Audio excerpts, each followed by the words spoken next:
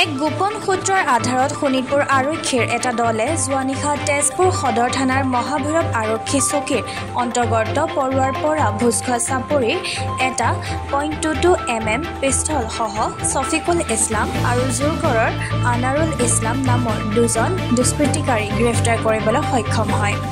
আৰক্ষীয়ে ধৃত দুষ্কৃতিকাৰী কবলৰ পৰা পিষ্টলৰ উপৰিও দুখন মুখা আৰু দুখন মটৰচাইকেল উদ্ধাৰ কৰিবলৈ সক্ষম হয়।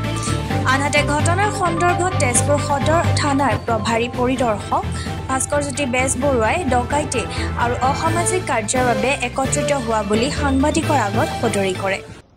যোৱাকালি আমাৰ SSP sir Barun Purkayastha sir IPS তেখেতৰ এটা ইনপুট আমাক জনালে।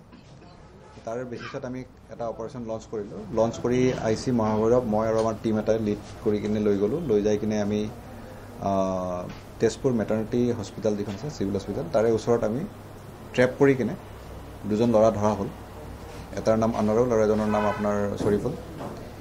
তেখেতসকলৰ হাতৰ পৰা আমি এটা .22 পিষ্টল, দুখন মাস্ক, ফেচ মাস্ক আৰু দুখন বাইক চিজ কৰিলোঁ। পিছত গম পোৱা গ'ল যে তেখেতসকলে এটা ৰবাৰীৰ প্লেন কৰি কিনে এইটো জেগাত বাহৰ পাতি আছিলে। তো বাকী ফাৰ্ডাৰ ইনভেষ্টিগেশ্যন চলি আছে। এমুনিশ্যন আমি পোৱা নাই। এইটো ৰাতি 12:30 বজাত।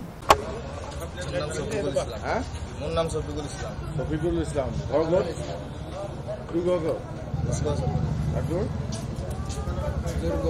এই তাতে বন্ধু চন্ধু এইবিলাক এইবিলাক আমাৰ নহয়। আমাক ধৰিছে এক জেগাত, পাইছে আৰু এক জেগাত। হয় নেকি?